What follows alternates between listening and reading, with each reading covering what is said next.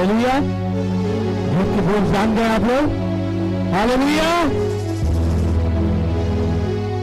जो लोग सो रहे हालेलुया, आना हमारे स्तुति करना, प्रशंसा परमेश्वर की महिमा की योग्य होने पाए और हमारी आराधना स्वर्गराज में उस सुगंध धूप की तरह पड़ने पाए। Hallelujah, hallelujah, hallelujah.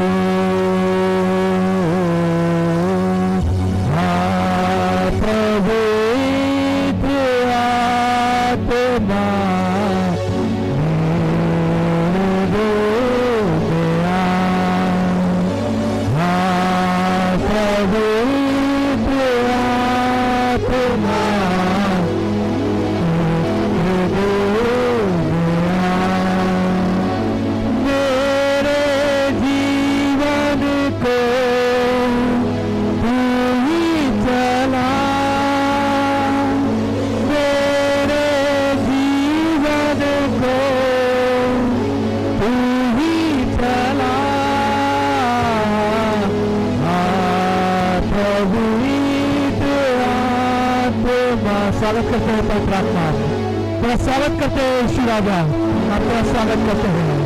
ओ हालेलुया, पवित्र आत्मा, पवित्र आत्मा आ जा यीशु राजा, पवित्र आत्मा ओ एक एक लोगों पर उनके एक एक लोगों पर तूने जो वायदा किया है आज के दिन अपनी आत्मा को उनके दूंगा। वो आत्मा आज उनकेला जाए, वो आत्मा वो सामर्थ्य उनकेला जाए, वो अभिषेक उनकेला जाए, वो सुनने में सामर्थ्य होने पाए, वो भगवत होने में सामर्थ्य होने पाए। यीशु राजा वो बाबा नाना तेरे लेके तो लगान करे वे शामा कला बाबा बोले दो को शामा लगा के लेके तो बाबा ये देखा हमारा से तेरे को बोले रे खुदावंत परमेश्वर तेरे हाथ में साथ में खुदावंत हमारे मध्य में आपसे वंदना को मैं चाहूंगा। इस बड़ी प्रार्थना में अगुवाई करेंगे, वचन की सेवकाई के लिए प्रार्थना करेंगे। जितने लोग सुनने जा रहे हैं उनके लिए प्रार्थना करेंगे, सुनकर परमेश्वर के जीवन में बुद्धि से कार्य करने पाए। हालेलुया, धन्यवाद धन्यवाद मेरे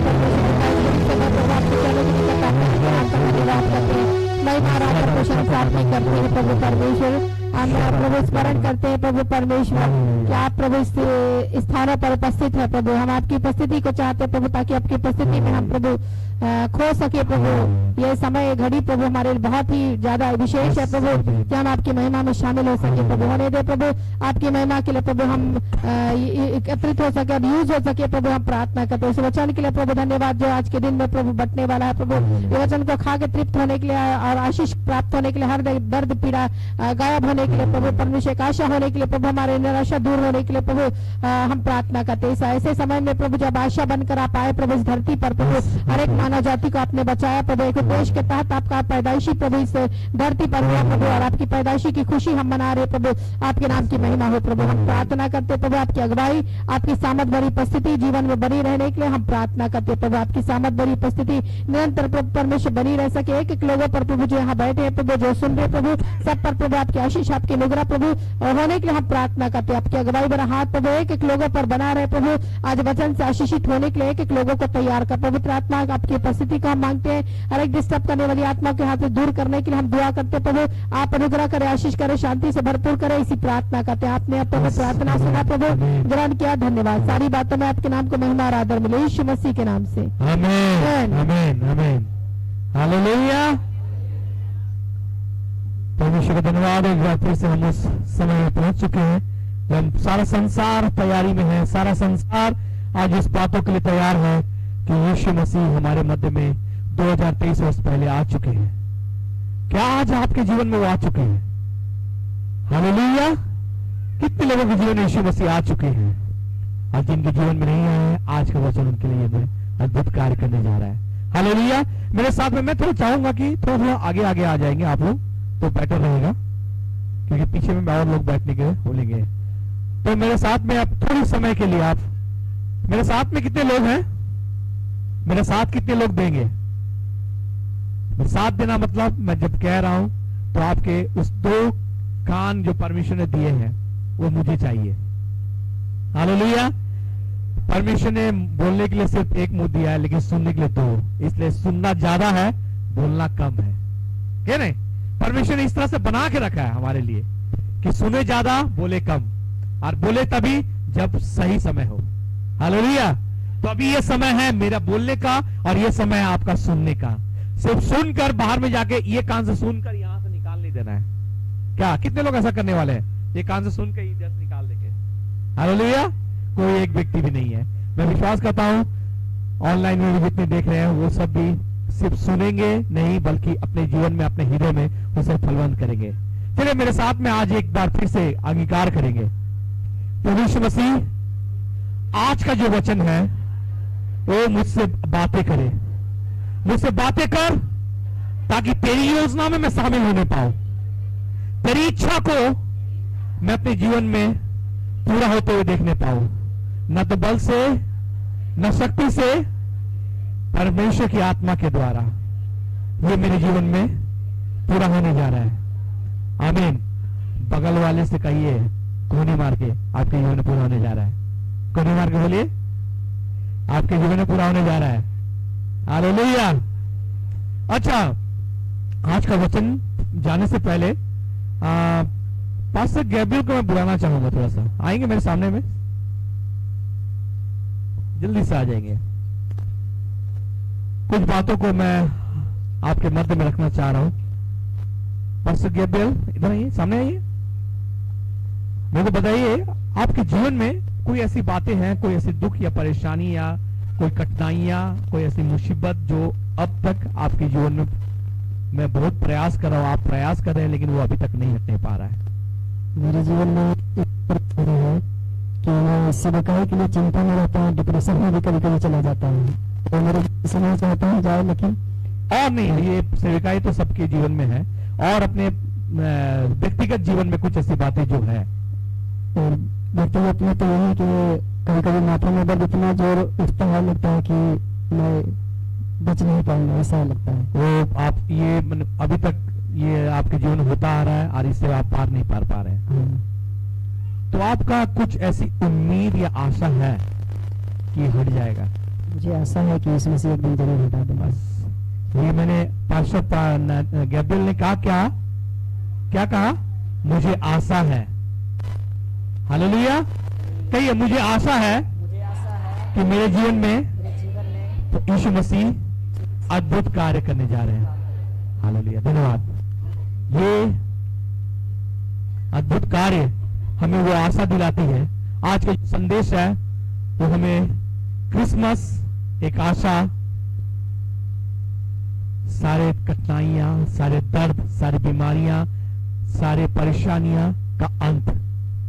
कहिए मेरे साथ में, क्रिसमस एक आशा, सारे परेशानी, दुख, बीमारी, विपत्ति, कठिनाइयां का अंत।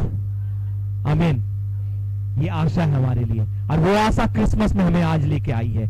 आज यहाँ पर जितने भी लोग अगर बैठे हैं यहाँ पर, या जितने लोग आज सुन रहे हैं परमेश्वर के जीवित कलाम को, आज वचन को, प्रचार को सुन रहे हैं, वो ये जानने पाएंगे कि आज हर एक व्यक्ति किसी न किसी तरीके से कुछ परेशानी में है, दुख में है, विपत्ति में है, बीमारियां में है, या उसके जीवन में कुछ ऐसी बातें हो रही है जो वो अब तक उससे पार नहीं पा रहे हैं, अब तक उससे बाहर नहीं निकल पा रहे हैं, अब तक उससे जीत नहीं पा रहे हैं। लेकिन मैं आज आप लोगों के बीच में ये कहने आया हूं कि एक आशा है। वो आशा 2023 वर्ष पहले प्रभु यीशु मसीह के द्वारा हमें मिल चुकी है। हालेलुया। आज जो वो आशा करेंगे, आज वो आशा करेंगे कि क्रिसमस ही वो समय था जो परमेश्वर ने हमारे जीवन में ये भेजा कि एक आशा उत्पन्न हुई, एक आशा जगी, जो आशा जगने के द्वारा आज हम कह सकते कि हाँ, यीशु मसीह आ चुके हैं, मेरे जीवन में वो आशा बन चुकी है कि मैं आज इस परेशानियों से, इस दुख से, इस बीमारियों से मैं बाहर निकल सकता हूं। हालेलुया। इसलिए परमेश्वर का जीवित कलाम हमारे लिए अद्भुत विधि को ला रहा है। मैं आज कुछ बातों को यहां पर रखना चाह रहा हूं और एक ऐसा क्रिसमस जो हमारे लिए आज से प्रभु यीशु मसीह के जन्म से 700 वर्ष पहले भविष्यवाणी हो चुकी थी। किसके द्वारा भविष्यवाणी हुई थी? यशायाह नबी की पुस्तक से। और यशायाह नबी की पुस्तक से अगर हम कहेंगे तो यशायाह नबी की पुस्तक को कहा जाता है कि 5वां सुसमाचार वो एक तरह से है। कितने सुसमाचार हैं? 4। कौन कौन से? जल्दी से बोलिए। मत्ती, मरकुस, लूका, यूहन्ना, और 5वां हो गया यशायाह। वहां पर जितने भी प्रभु यीशु मसीह के बारे में बताया गया 700 वर्ष पहले उसने सब कुछ बता दिया कि एक उद्धारकर्ता जन्म लेने वाला है। हालेलुया। और ये यशायाह मसीह 700 वर्ष पूर्व हमारे लिए क्रिसमस, वो जो 700 वर्ष पहले यशायाह नबी के द्वारा भविष्यवाणी की गई थी, वो आशा हमारी जगी, वो आशा हमारे लिए एक मुकाम, एक अस्तित्व में आया उस भविष्यवाणी का। हालेलुया। और जब हम यशायाह नबी का यशायाह के बारे में अगर हम उसका अर्थ को जानने की कोशिश करें, यशायाह नाम का जो अर्थ है, यहोवा बचाता है। हालेलुया। यशायाह का मतलब यहोवा बचाता है। ये हमारे लिए परमेश्वर का काम, परमेश्वर का कार्य है। और यशायाह नबी के बारे में आप लोगों में थोड़ा सा और विस्तृत से बता देना चाहता हूं। यशायाह नबी पुस्तक जब का बहुत बड़ा एक भविष्यवक्ता, वो देखेंगे अगर भविष्यवक्ताओं की पुस्तकों को अगर देखा जाएगा तो सबसे बड़ा अगर पुस्तक कहा जाएगा तो यशायाह नबी का है। यशायाह का पुस्तक सबसे बड़ा भविष्यवक्ता का पुस्तक है। और ये हमें 4 अलग अलग राजाओं के शासनकाल में उसका सेवकाई रहा, माने अर्थात 50 वर्ष से अधिक उसका सेवा काल रहा। और सेवा काल में उसने बहुत बार, क्योंकि ये सेवा काल जब हुआ उस समय तक इस्राएल 2 भागों में विभाजित हो चुका था, एक इस्राएल और एक यहूदा, माने एक दक्षिण साम्राज्य, एक उत्तरी साम्राज्य। दक्षिण साम्राज्य में 10 क्या बोलते हैं कुलों का, माने 10 क्या गोत्र का मिलके था, वो कहा जाता है दक्षिण साम्राज्य में। दक्षिणी साउथ किंगडम में। और उत्तरी साम्राज्य में 2 दाऊद के जो गोत्र थे, उसका 2 गोत्र वो वहां पर थे, यहूदा और बिन्यामीन ना। हालेलुया। तो यहां पर इस साम्राज्य में अगर देखेंगे तो इजराइल जो साम्राज्य था वो पूरी तरह से बर्बाद, पूरी तरह से माने एक तरह से परमेश्वर की दृष्टि में बहुत ही माने गलत काम करते करते वो पूरी तरह से इतना वो लोग गलत काम किए कि वो बंधुआई में चले गए। उनमें बहुत से ऐसे हुए, उसमें पूरा राज्य दक्षिण राज्य पूरा बंधुआई में चला गया, क्योंकि उनके खुद के कामों के द्वारा परमेश्वर के दृष्टि से दूर हो गए थे, परमेश्वर की आज्ञाओं से दूर हो गए थे, उनकी इच्छाओं के अनुसार, उसकी योजनाओं के अनुसार वे दूर हो चुके थे। अन्य देवी देवताओं को पूजने वाले बन गए थे, बहुत से घृणित काम भी करने लग गए थे। लेकिन वो इसका जो सेवकाई था वहां पर यशायाह नबी वो उत्तरी साम्राज्य में था, जहां पर यहूदा था। और वहां पर रह के भी वो चेतावनी जो था, यहूदा के गोत्रों को कहता था कि अगर परमेश्वर की आज्ञाओं को, परमेश्वर की इच्छा को नहीं करो, तुम भी इजराइल के समान, तुम भी बदवाई में, तुम भी कसकीती में चले जाओगे। वो वहां पर जाके उनको बताता था। हालेलुया। तो उसका एक मिशन का हिस्सा था कि लोगों को चेतावनी देना था, वो चेतावनी देता था। आज भी हमारे परमेश्वर के दास दासियां चेतावनी दे रहे हैं आप लोगों को कि परमेश्वर जल्द आने वाला है, यीशु मसीह जल्द आने वाला है। अपने मन को फिरा लो, अपने मन को तैयार कर लो, ताकि यीशु मसीह जब आए तो बादलों पे उठा लिए जाने का समय आएगा तो आप भी उनके साथ होगा। अगर जो उठाए नहीं जाएंगे उन्हें 7 साल का कठिन क्या बोलते हैं क्लेश में होकर गुजरना पड़ेगा। और वो क्लेश के बारे में मैं आने वाले साल में वो क्या क्लेश होगी, किस तरह से क्लेश होगी, मैं आने वाले साल में आपको मैं बताऊंगा जो यहाँ छूट जाएंगे। हालेलुया। तो आगे आज लेकिन वो टॉपिक अलग है, हम लोग निकाल लेंगे यशायाह नबी 1 उसका 4 अध्याय 4 पद को पढ़ेंगे। वहां पर वो बार बार पश्चाताप करने के लिए पश्चाताप करने के लिए वो घोषणा कर रहा है। यशायाह नबी 1 उसका 4। हाँ हाँ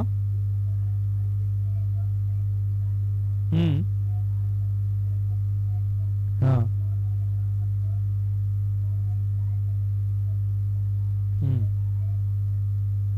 आमीन।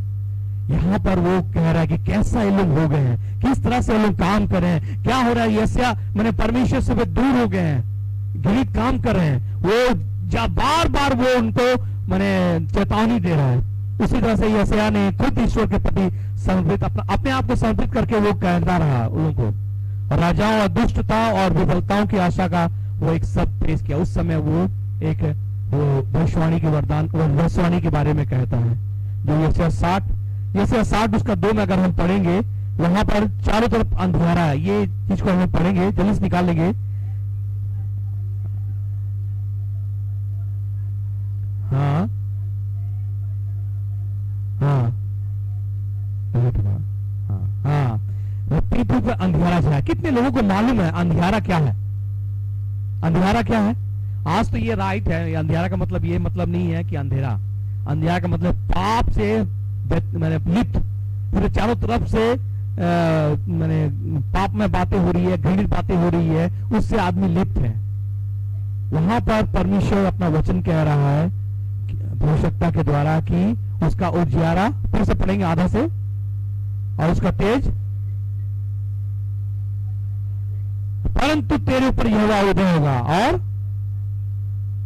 और उसका तेज तुझ पर प्रकट होगा। यहां पर ये बात बोल रहा है यशायाह नबी कि उसका तेज तुझ पर प्रकट होगा। ठीक है, उसके बाद यशायाह 64 उसका 1 को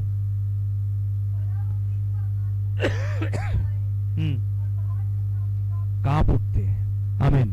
तो यहां पर वो क्रिसमस एक आशा दे रही है हमें कि क्रिसमस प्रभु यीशु मसीह का जन्म हमें वो आशा दे रही है कि हम जब चारों तरफ अंधियारा है, हमें एक उजाले जो हमारे मध्य में उतर चुका है, वो उजाले में हमें आने की आवश्यकता है। हालेलुया। तो इसलिए अंधकार को दूर करें, बुराई से दूर रहें। यशायाह पवित्र व्यक्ति को असाधारण तरीके से, एक विचित्र तरीके से उसके लोगों को परमेश्वर के राज में प्रवेश कराने की तैयारी कर रहा है। हालेलुया। तो यशायाह की आशा का लेखन जो हम देखेंगे, तो क्रिसमस के कुछ अंश को हम देखेंगे, तो आज जो हमें दिखाई देता है 3 पॉइंट हमें मिलता है इसमें से कि यशायाह नबी किन बातों पर हमें ध्यान देने की आवश्यकता पड़ रहा है। तो क्रिसमस हमारे लिए एक दृढ़ समय, दृढ़ बने रहने का समय बताता है कि आज अगर आप आशा लगा रहे हैं उस क्रिसमस पर, तो हमें दृढ़ बन के रहना है कि हाँ, मेरे लिए परमेश्वर काम करने जा रहा है, मेरे जीवन में परमेश्वर छुटकारा देने जा रहा है, मेरे जीवन में परमेश्वर उद्धार देने जा रहा है। ये आशा अगर आपके जीवन में बनी है, तो इस आशा को बनाए रखना है, इस आशा को आपको दृढ़ बनाए रखना है। हालेलुया। यशायाह 7 उसका 9 को पढ़ेंगे हम लोग, सॉरी 7 उसका 2 को।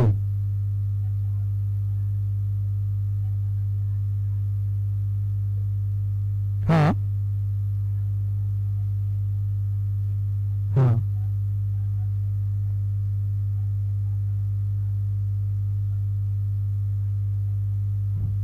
हाँ, यहां पर यशायाह नबी वहां के उत्तरी साम्राज्य का जो राजा है आहाज, वो यहूदा के अपने भाई अप्रेम एक विदेशी राष्ट्र आराम के साथ गठबंधन कर लिया। माने उनके ऊपर में अगर ऐसे विपत्ति आ रही है, तो वो किसी अन्य जाति राजा के पास में जाके संधि विराम कर दिया, ताकि वो उसका रक्षा रखवाली करे, ताकि वो उसको बचा कर रखे, उसको संभाले। और विपत्ति अगर लड़ाई, कोई दूसरा राजा उस पर लड़ाई करेगा, तो ये आराम जो अन्य जातीय राजा है वो उसको संभाले। माने अगर हम आज के जीवन में अगर परिवेश में देखेंगे, अगर हम बीमारियों से, विपत्तियों से, कठिनाइयों से अगर गुजर रहे हैं, पाप में बातें से गुजर रहे हैं, हमारे आसपास में हो रहे हैं, तो आपको बचने के लिए क्या करेंगे? हम अगर सांसारिक दृष्टि से देखेंगे, तो कोई बड़ा व्यक्ति या कोई धनवान व्यक्ति उसके पास में जाके बोले मेरे को बचा लीजिए, मुझे पैसा दे दीजिए ताकि मैं बच जाऊं, ये करूं। ऐसा सांसारिक व्यक्ति सोच सकता है। लेकिन जो अगर एक आत्मिक व्यक्ति रहेगा, तो वो किसके पास जाएगा? सबसे पहले परमेश्वर के पास जाएगा। तो लेकिन यहां पर एफ्रेम, इस्राएल जो है, इस्राएल का वंश, वो आराम विदेशी राष्ट्र आराम के विरुद्ध में वो आराम के पास में जाके उससे सहायता मांग रहा है। ठीक है। और यहूदा उनके राजा आहाज के खिलाफ लड़ रहे हैं, और वो क्या कर रहा है? वो खुद का भाई और खुद का वंश है, और इस्राएल यहूदा पर आक्रमण करने के लिए आराम के साथ मिलके ये कर रहा है। आपका खुद का भाई अगर आपके पास में आकर लड़ाई करे, कैसा लगेगा? बहुत बुरा लगेगा ना। तो यहां पर यही बातें हो रही है वहां पर। ठीक है। लेकिन जब अपने भाइयों से संघर्ष होता है, तो वो सामने हवा के समान हिलने लगते हैं। जो जिसके साथ में परमेश्वर हो, सामने वाला उसका विरोधी कौन हो सकता है? लेकिन यहाँ पर वो बातें आ रही है कि इज़राइल यहूदा पर आराम के साथ मिलकर युद्ध करने की कोशिश कर रहा है। तो प्रभु प्यारे भाइयों, यदि मुसीबत आने पर परमेश्वर को अगर नहीं जानता, अगर हम ऐसा में अगर कोई कह रहा है, तो उसके लिए ये बहुत ही चिंता वाली बात है। हालेलुया।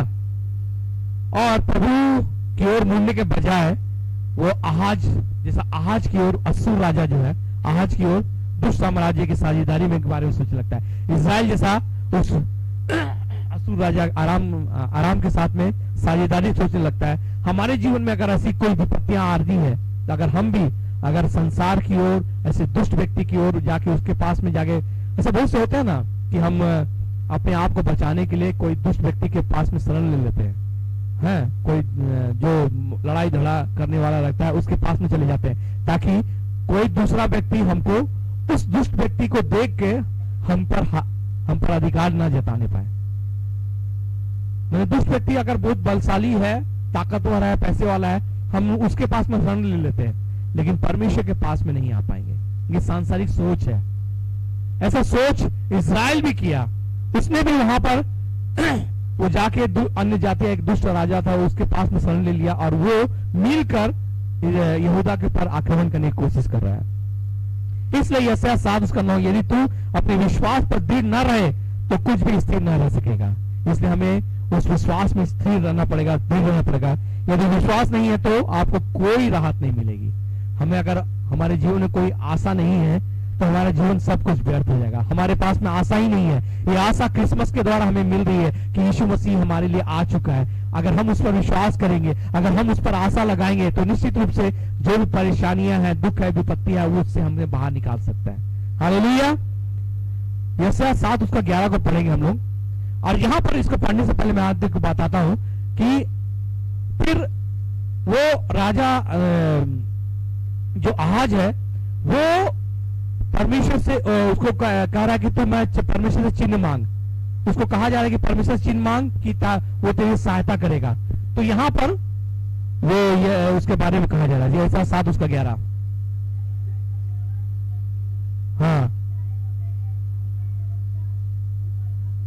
हाँ, यहां पर आहाज को कहा जा रहा है कि वो यहोवा से चिन्ह मांगे, लेकिन आहाज चिन्ह मांगने से इनकार कर रहा है। यहां पर कह रहा है। और यशायाह 7 उसका 12 और 14 को पढ़ेंगे थोड़ा सा। आहाज ने कहा, मैं नहीं मांगने का, मैं यहोवा की परीक्षा नहीं करूंगा।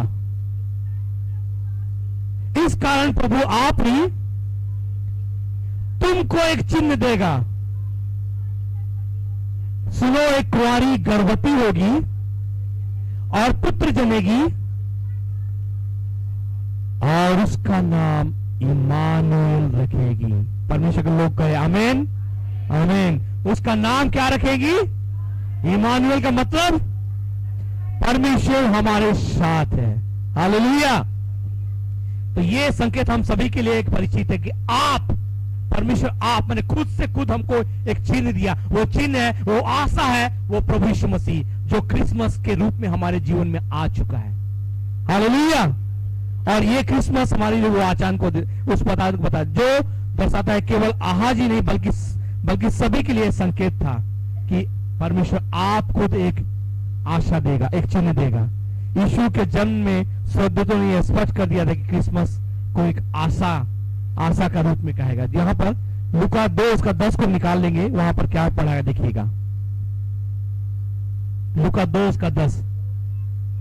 तब स्वर्गदूत ने उनसे कहा, मत डरो, क्योंकि देखो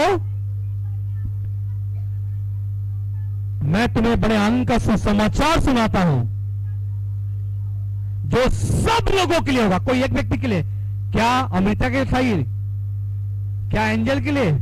सब लोगों के लिए। क्या मसीह के लिए? क्या कोई अन्य जाति के लिए? सब के लिए। यहां पर कोई एक व्यक्ति, कोई यहूदी, कोई मसीह, कोई अन्य जाति, ऐसा नहीं, बाकी सब के लिए आनंद का सुसमाचार। अगर आप अपने जीवन में सोचते हैं कि आनंद का सुसमाचार आपके जीवन में आ चुका है, तो वो आपके लिए है। वो आपका आनंद है, वो आपकी आशा है, और वो आशा आपके जीवन में आ चुकी है। हालेलुया। इसलिए इसका चिन्ह एक कुमारी से उत्पन्न होगा। ठीक है, मत्ती 1 उसका 23 को भी निकालेंगे हम लोग कि ईश्वर पुत्र ईश्वर का अवतार होगा। हालेलुया। देखो, एक कुंवारी गर्भवती होगी, एक पुत्र जनेगी, और उसका नाम इमानुएल रखा जाएगा, जिसका अर्थ है परमेश्वर हमारे साथ है। और 23 उसका 23 निकाले ना। हाँ, तो यहां पर परमेश्वर हमारे साथ है, यहां पर बार बार कह रहा है। ये आशा हमारे लिए आज से 2023 वर्ष पहले दे दी गई है। हालेलुया। तो ये हमारे लिए आशा, पहला पॉइंट खत्म होता है। दूसरा पॉइंट जो होता है क्रिसमस की आशा कि आप खुश रहे। हालेलुया। अगर आपके जीवन में दुख है, परेशानियां हैं, समस्याएं हैं, तो इस समय भी आपको खुश होने के लिए एक संदेश में देने जा रहा हूं। वो संदेश है, वो आशा है, यीशु मसीह आपको खुश देना चाहते हैं। आनंद का सुसमाचार। अभी हमने वचन में क्या सुना कि आनंद का समाचार देने जा रहा हूं। हालेलुया। जो सब लोगों के लिए, मैं आपके लिए खुशखबरी लेके आया हूं, जिसे सब लोगों के लिए है। तो यशायाह 9 में अगर हम पढ़ेंगे, उसमें बहुत सी बातों को कहता है कि हमें फिर से यीशु के आने और उसके जन्म की घोषणा मिलती है। यशायाह 9 उसका 1 को। तो भी संकट में जो जाता रहेगा। हाँ,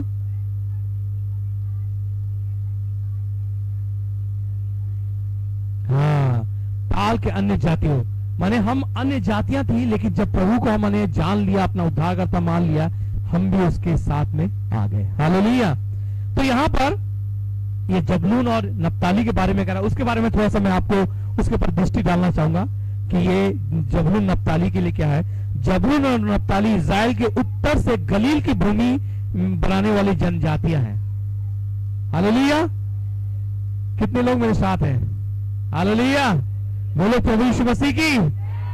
परमेश्वर मेरे जीवन में है। बोले, इस घड़ी भी मेरे साथ है, उसके वचन मेरे जीवन में काम कर रही है। हालेलुया। तो चूंकि वे दुश्मन से जुड़ी अंतरराष्ट्रीय सीमा के करीब रहते थे, वे जितने भी अन्य जातियां, जो दुष्ट सेनाएं थी, दुष्ट राज्य थे, उसके बॉर्डर में रहने वाले थे। जैसा हमारा अगर बॉर्डर बोला जाएगा तो बॉर्डर क्या बोला जाएगा? पाकिस्तान की तरफ अगर कहेंगे तो राजस्थान, गुजरात और पंजाब, ये सब आते हैं। हाँ, और इधर अगर हम बांग्लादेश तरफ बोलेंगे तो चाइना तरफ बोलेंगे तो चाइना से तो नहीं जुड़ा है, लेकिन चाइना को अगर हम देखेंगे तो उसने क्या लासा, क्या उसको क्या बोलते हैं? लहासा कहां पर है? नहीं, लहासा। दलाई लामा कहाँ के हैं? तिब्बत को चाइना ने अधिकार ले लिया, तो उसके हिसाब से तिब्बत का बॉर्डर हो गया हिमाचल प्रदेश, और हो गया उसका कश्मीर, ये सब उसका बॉर्डर हो गया। तो ये उसका बॉर्डर वाले स्थान हो गए। तो उसी तरह से जैसा पंजाब, राजस्थान और गुजरात, ये सब जैसा बॉर्डर है, उसी तरह जबलून नप्ताली इस्राएल के उस गलील वाले क्षेत्र में वहां पर रहने वाले लोग हैं। क्योंकि वे दुश्मन के माने, तो इसलिए वो कई वर्षों तक उन्होंने दुख को झेला, क्योंकि वहां पर बार बार अटैक आते थे और उनको सहते रहते थे। नप्ताली और जबूलून के बारे में शत्रु किसी भी समय में उस पर पहले आक्रमण कर सकते थे, और वो बार बार करते भी थे इस तरह से। बाद में उनके शहर को खंडर में बदल दिया गया। वहां पर इतना ये हुआ कि उनका शहर को पूरा एकदम तबाह कर दिया गया, और वहां पर वीरान और सड़क वीरान और एकदम पूरी तरह से उसे एकदम वीरान बना दिया गया। तो यहोशू भविष्यवक्ता यहाँ पर उस समय की इशारा करती है जब गलील में निराशा के बजाय खुशी होगी। गलील में निराशा के बजाय खुशी होगी। हालेलुया। गलील, यहां पर अगर हम नए नियम में पढ़ेंगे तो वहां पर यीशु मसीह वहां पर आया। हालेलुया। यीशु ने मुक्त रूप से गलील में आकर सेवा किया, और इस जगह को, निराशा वाली जगह में उसने आशा की बातों को कहा। हालेलुया। जब भविष्यवक्ता ने कहा था कि गलील में निराशा के बजाय खुशी होगी। तो प्रभु यीशु मसीह जब वहां आए गलील में, वहां पर निराशा जो थे सब आशा में बन गए कि परमेश्वर आपको अपने राज्य में लेने जा रहा है। हालेलुया, परमेश्वर का राज्य निकट आ चुका है। वहां पर उसने प्रचार किया। जब मसीह हमारे जीवन में आएंगे तो संसार के निराशा जो सम्मान है, निराशा वाले, अगर कितने लोग अगर जीवन में आपके जीवन निराशा है, दुख है, विपत्ति है, तो आज यीशु मसीह आपके जीवन में आशा बनकर आए हैं। वो क्रिसमस का समय आप जान लीजिए कि वो आशा आपके जीवन में आ चुकी है। जिस तरह से गलील में जाकर, गलील जो वीरान पड़ गई थी, वहां पर जो निराश हो चुकी थी, तो वहां पर प्रभु यीशु मसीह के जाने के द्वारा वहां पर आशा आ चुकी, वहां पर आनंद आ चुका। वैसे अगर आपके जीवन में भी अगर निराशा है, दुख है, विपत्ति है, प्रभु यीशु मसीह को अपने जीवन में लाइए, आपके जीवन में आशा के साथ में आनंद आने पाएगा। हालेलुया। इसलिए आज जब हम ये घोषणा यीशु के जन्म में भी जब हुआ था, उस समय भी बहुत से रोना पीटना हुआ था। वहां पर बहुत से करुणा नाच सुनाई दी थी। क्यों? 2 वर्ष से जितने भी छोटे बच्चे थे उन सबको मार दिया गया था। वहां पर जितनी भी माताएं थी वो चुप रहना नहीं चाहती थी। आसपास में दुख, वेदना और करुणा से भरे हुए लोग थे, सब जगह रो धो रहे थे। मैंने यीशु मसीह जब पैदा लिए उस समय भी अशांति और बीमारियां और उस समय दुख और वेदना थी। आज हमारे जीवन में भी अगर आप कहीं दुख, वेदना और बीमारियों से, दुख से, परिवर्तित से होकर गुजर रहे, आसपास में बहुत से वेदनाएं हैं, तो आप जान लीजिए कि यीशु मसीह आपके जीवन में आ चुके हैं। आज जब आप उसे पुकारेंगे, अपने जीवन में लेंगे, यीशु मसीह आपको छुटकारा देने जा रहे हैं। हालेलुया। मत्ती 2:18 को हम पढ़ेंगे।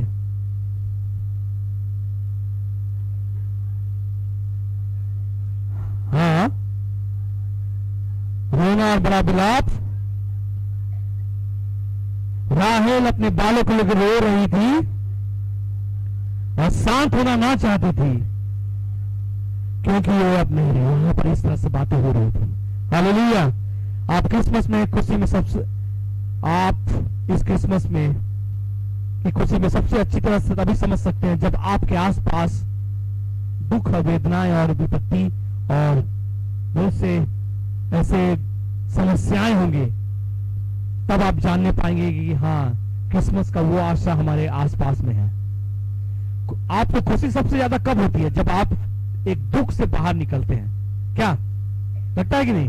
अगर आपके जीवन में आपके परिवार में बहुत दुख होगा, बीमारियां होगी, दुख, समस्या होंगी, और जब आप उस दुख से, उस बीमारियों से, उस समस्याओं से आप बाहर निकलेंगे, तब आपके जीवन में जो खुशी आएगी, जब आनंद आएगा, वो उस दुख को भुलाने के लिए काफी होगा। हालेलुया।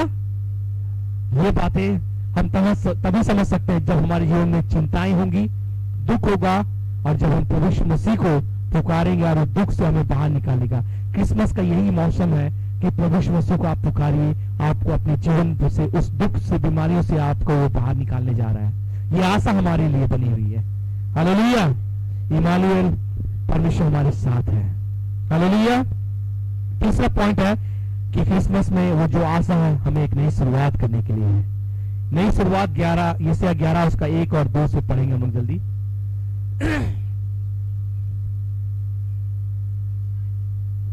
एक डाली फूट निकलेंगी और उसकी जड़ में से एक शाखा निकलकर फलवंत होगी। यहोवा का आत्मा, बुद्धि और समझ की आत्मा, युक्ति और पराक्रम का आत्मा, ज्ञान और यहोवा का भय की आत्मा उस पर ठहरा रहेगा। यहां पर ईशे के ठूठ से, ठूठ तो हम समझ रहे हैं क्या होता है? ठूठ, जब पेड़ को काट दिया जाएगा तो छोटा सा जो बचा हुआ रहेगा अंश बच गया, जमीन से लगा हुआ है लेकिन पेड़ ऊपर से काट दिया गया, वो जो बचा हुआ अंश है उसको ठूठ बोलते हैं। हमारे घर के सामने जो गाड़ी गैरेज लगा है, गैरेज के सामने में एक मीठा नीम का पेड़ था, बहुत बड़ा था, अच्छा सा लंबा चौड़ा सा, उसमें अच्छा हो रहा था, करी पत्ता जिसको बोलते हैं। तो उसको क्या किया, हमारा एक पुराना जो माली था उसको बोले कि छटाई कर देना। वो छटाई क्या करेगा, सीधा काटे डाला। उसको छटाई का मतलब काट देना सुना है। वो पूरा काट दिया। बोला अरे क्या कर दिया, काट क्यों दिया? नहीं आप तो बोले छटाई करने के लिए। मतलब छटाई का मतलब मालूम नहीं माली हो के तुमको? बोला नहीं तो छटाई तो ऐसी छट रहा है। मतलब अरे पूरा तुम पेड़े काट दिया। तो मेरे को बहुत दुख हुआ। लेकिन तो फिर क्या हुआ, लेकिन काट देने के बाद में मैं फिर उसके बाद में बहुत दिन 1 साल के बाद देखा ना, तो वहीं से ही और ऐसा निकलना शुरू हो गया। लेकिन वो टाइम लगा, लेकिन निकला। तो यही हुआ, अगर हमारे जीवन में सारे आनंद की बातें, अच्छाई भरी बातें, जो भी मैंने जितनी भी आशीष की बातें अगर आपके जीवन से हट गई है, माने एक तरह से पूरी तरह जो पेड़ फल रहा था उस पेड़ को काट दिया गया है, तो फूट बची हुई है। वो आशा है, वो आशा मुझ में थी, वो आशा आप में भी है कि ये पेड़ फिर से फलवंत होगा, फिर से उठेगा, फिर से फलवंत बनेगा। हालेलुया। अगर आपके जीवन में ऐसी बातें अगर हो चुकी है कि आपके जीवन से हर एक चीज हट गई है, तो प्रभु यीशु मसीह इस क्रिसमस के मौसम में आपको वो आशा दे रही है, उस ईसे के ठूंठ में फिर से एक पेड़ जन्म लिया। वैसे ही आपके जीवन में भी यीशु मसीह इस क्रिसमस में फिर से जन्म लेकर वो आपको फलवंत करने जा रहे हैं। हालेलुया। इसलिए आशा, एक नई शुरुआत हमें आज के दिन में करना है। हालेलुया। हो सकता है यशया के दिनों में हमारे आसपास में बहुत कुछ निराशाजनक चीजें थी, इसलिए उसने भविष्यवाणी की, और ऐसी भविष्यवाणी हमारे जीवन में आज एक दाऊद के वंश का एक फ्रूट हमारे जीवन में आ चुका है। हालेलुया। ठीक है। और अंतिम जो पॉइंट है, क्रिसमस की आशा, आशीर्वाद के लिए कष्ट सहना पड़ेगा। हालेलुया। अगर आपको आशीष चाहिए, आपको ब्लेसिंग चाहिए, उसके लिए थोड़ा बहुत दुख और तकलीफ से होकर गुजरना पड़ेगा। हालेलुया। दुख और तकलीफ से अगर आप नहीं गुजरेंगे, तब तक आनंद का और आशीष का, सुख का जो आनंद आएगा वो आप महसूस नहीं कर पाएंगे। हालेलुया। मत्ती 1 उसका 21 में उसमें इस प्रकार कहता है, यीशु क्रिसमस पर आए ताकि विकास करे और सेवा करे। वो हमारे लिए अद्भुत क्या है, जल्दी से निकाल के पढ़ेंगे। वह पुत्र जनेगी और तू उसका नाम यीशु रखना, क्योंकि वो अपने लोगों को उनके पापों से उनका उद्धार करेगा। आमीन, आमीन, हालेलुया। तो यहां पर वो अपने लोगों को पापों से उद्धार करेगा।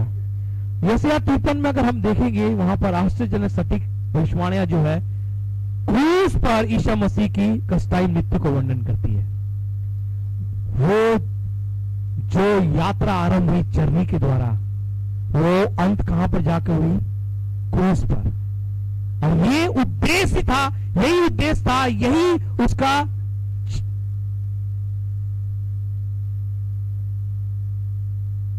उद्देश्य उसका था कि वो उस क्रूस पर अपने प्राणों को त्यागे, वो हमारे खातिर अपने लोगों को पापों से उद्धार दिलाएगा। हालेलुया। जैसा 53 उसका 3 से लेके 5 तक को थोड़ा सा पढ़ देंगे एक बार फिर से। हाँ, क्या हुआ था? वह दुखी पुरुष था, रोग से उसकी जान पहचान थी, लोग उससे मुख फेर लेते थे, वह तुच्छ जाना गया और हमने उसका मूल्य ना जाना। निश्चय उसने हमारे लोगों को सह लिया और हमारे ही दुखों को उठा लिया, तो भी हमने उसे परमेश्वर का मारा कूटा और दुर्दशा में पड़ा हुआ समझा, परंतु वह हमारे ही अपराधों के कारण घायल किया गया, वह हमारे अधर्म के कामों के कारण कुचला गया, हमारी शांति के लिए उस पर ताड़ना पड़ी कि उसके कोड़े खाने से हम लोग चंगे हो जाएं। आमीन, आमीन। एक आदमी, एक बार मैं छोटा सा कहानी बताना चाहूंगा कि एक व्यक्ति एक अंधेरे के समय में जा रहा था, और जाते समय वो जगह कीचड़ में था एकदम, और जाते जाते वो वहां पर एक गड्ढा था, और गड्ढा में भी कीचड़ था, और कीचड़ में जाते जाते वो वहां पर गिर गया। गड्ढा बहुत था, और गड्ढा में डालने के बाद वो वहां से निकल नहीं पा रहा था, वो चिल्ला रहा था। तो वहां से एक आदमी वहां से निकला, और जब वहां से जा रहा था तो वो कहता कि अरे बेचारा, अगर ये हमारी बात सुनी होती तो कभी कभी भी वहां नहीं पहुंच पाते। अगर हम इसकी बात सुन लेंगे और इसको मदद करने जाएंगे तो मैं जहां जा रहा हूं वहां कभी नहीं पहुंचने पाऊंगा। इसलिए वो साइड होकर चला गया। उसके बाद में और एक व्यक्ति आया, और उसके दोस्त थे और उसके घर वाले भी थे, शायद मैंने जान पहचान वाले थे। वो लोग भी आए और बोला कि अरे ये व्यक्ति तो हमारा ये आदमी है, अगर हम इसको बचाने जाएंगे तो हम खुद गड्ढे में गिर जाएंगे, और उसके बाद हमको जहां पहुंचना है, उसके घर के मैंने उसके आसपास जिसको जानने वाले लोग भी उसे कतरा के चले गए। लेकिन उस घड़ी यीशु मसीह वहां आया, और उस गड्ढे में वो स्वयं वहां पर कूदा और उसे बाहर निकाला। आप लोगों को कुछ कहानी याद आ रहा है? कौन सा? मेरा सच्चा पड़ोसी कौन? वो सामरी व्यक्ति। हालेलुया। तो सामरी व्यक्ति और कोई नहीं, यीशु मसीह है। आज हमारे जीवन में भी बहुत से दुख परेशानियां हो रही हैं। आपके अगल बगल में, आपके आस पड़ोस के लोग, बहुत से ऐसे लोग होंगे जो गड्ढे में गिरे हुए हैं। क्या आप उन दो व्यक्ति की तरह बनना चाहते हैं जो साइड से कतरा के चले गए, या उस यीशु मसीह की तरह बनना चाह रहे हैं, उस सामरी व्यक्ति की तरह? क्रिसमस यही बातें को बताना चाह रहा है कि यीशु मसीह हमें उस थोड़ा सा दुख हमारे जीवन में आएगी, लेकिन किसी को सुख मिल सकता है तो ये हमारे लिए करना पड़ा। यीशु मसीह वो स्वयं सेवा करवाने नहीं बल्कि सेवा करने आए थे। जिस तरह से उस गड्ढे से गिरे हुए व्यक्ति को बाहर निकाला, आज हमें भी, बहुत से लोग आज अंधकार में हैं। इस क्रिसमस में हमारा ये उद्देश्य है, आखिरी पॉइंट है कि हमें भी जो लोग अभी अंधेरे में, उन्हें उजाले में लाने की आवश्यकता है, क्योंकि प्रभु यीशु मसीह ज्योति है और हम ज्योति की संतान है, और हमें उस अंधकार में जाना ही है। अगर एक मसीह है, अगर आप यीशु मसीह को प्रेम करते हैं, आज अगर आप यीशु मसीह के बेटे बेटियां हैं, तो ज्योति आपके जीवन में है, और वो ज्योति आपको लेके उस अंधकार में जाना ही होगा, ताकि जितने लोग अंधेरे में हैं उन्हें उजाले को प्राप्त करने पाए। हालेलुया। एक व्यक्ति, अभी आपके समय में हम लोग क्रिसमस के समय बहुत से लोग जाके खरीदारी करते हैं, इधर उधर जाते हैं, मॉल में जाते हैं, दुकान में जाते हैं। मेरी पत्नी तो परसों गई थी, क्या बोलते हैं, पटना, चला चला के हालत खराब कर दी, लेकिन कुछ नहीं मिला उसको, वापस खाली हाथ आ गई। ठीक है। और ऐसे ही और भी ऐसे लोग हैं जो क्रिसमस क्या है समझ नहीं पाते हैं। और ऐसे ही एक व्यक्ति के बारे में मैं बताना चाहूंगा। एक लेडी है, मैं थोड़ा सा काल्पनिक कहानी है। वो क्रिसमस में जाती है और उसके बाद में वो एक बड़े से मॉल में जाती है। बहुत सा, मैंने उसका दोनों हाथ पूरा भरा हुआ है, मैंने पूरा खरीदारी कर चुकी है। और उसके बाद में उसके पास में जो पैसा था, अब पैसा सिर्फ 200 या 300 रुपया बाकी है, लेकिन उसे और भी सामान खरीदने का आवश्यकता, मैंने सोच रही और भी खरीदना है। तो वो जब मॉल में प्रवेश कर रही है तो जोर से चिल्लाती है, अरे ये क्रिसमस किसने बनाया भाई? अगर नहीं बनाता, मर जाता तो अच्छा रहता, इतना इतना मेरे को खरीदारी करना पड़ता, मेरा पैसा भी खत्म हो गया है। तो पीछे से एक व्यक्ति, पास्टर जी कहते हैं, वो आपके लिए पहले ही मर चुका है। हालेलुया। उसने अपने प्राण को दे दिया आपके लिए, उसने आपके लिए कष्ट सह चुका है। माने उस लेडी को क्रिसमस की खरीदारी तो कर रही है, लेकिन क्रिसमस किस लिए मना रहा है, किसके लिए मना रहा है, उसे मालूम नहीं। क्या कोई व्यक्ति ऐसा है यहां पर या ऑनलाइन में कोई देख रहा है जो क्रिसमस मना तो रहे हैं, लेकिन किस लिए मना रहे हैं उसे पता नहीं, वो कारण क्या है उसे पता नहीं। कितने लोगों को पता है कि आज क्रिसमस क्या है? क्रिसमस एक आशा, हालेलुया, दूर रहने का समय। दूसरा, क्रिसमस एक आशा, खुश रहे, आनंद रहे। क्रिसमस एक आशा, एक नई शुरुआत। और क्रिसमस एक आशा, थोड़ा सा कष्ट अगर सह लेंगे, दूसरों को आनंद मिलेगा। ये यीशु मसीह हमारे लिए अद्भुत कार्य करके गए और हमें यही करने के लिए कह गए। इसलिए आज के क्रिसमस में आइए हम आज इस कार्य को पूरा करें, कि प्रभु की इच्छा को पूरा करें। जिस तरह से आज हम ज्योति की संतान हैं, उन अंधकार में बैठे हुए लोगों को आज ज्योति में लाने के लिए तैयारी करें। कितने लोग मेरे साथ हैं कि आज उस ज्योति को जो आप बन चुके हैं यीशु मसीह के बेटे बेटी के बनने के द्वारा, उस ज्योति को दूसरों तक भी पहुंचाना है। ये क्रिसमस में आइए वादा करें कि हम भी आज उस अंधकार में जाकर ज्योति बनकर खड़े रहें, ताकि अंधकार पूरी से खत्म हो पाए। Hallelujah, praise the Lord, hallelujah, thank you Jesus, hallelujah.